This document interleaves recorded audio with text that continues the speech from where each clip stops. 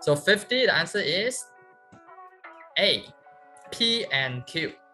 Okay, the first and the last emitter will give you the largest current reading. Okay, because these two, the current already split.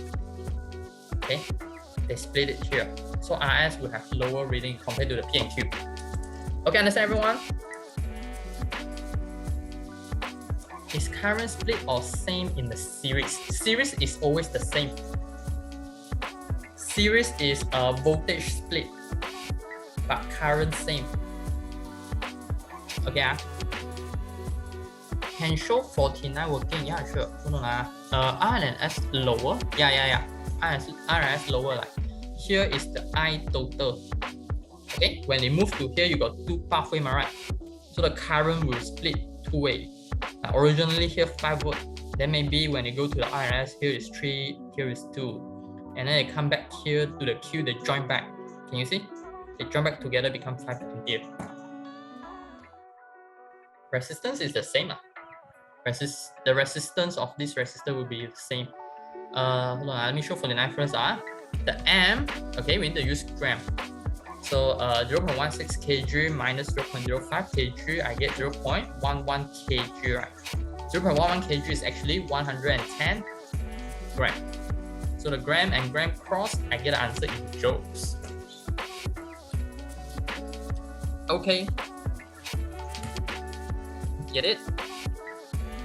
For both parallel and series circuit, voltage split and current always same? No. For series, the diagram I draw can see, right? The series. For series is voltage split, current remain the same, but for parallel is opposite way.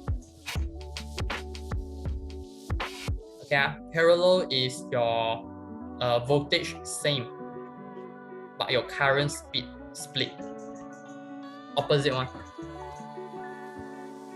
What's the answer for 48?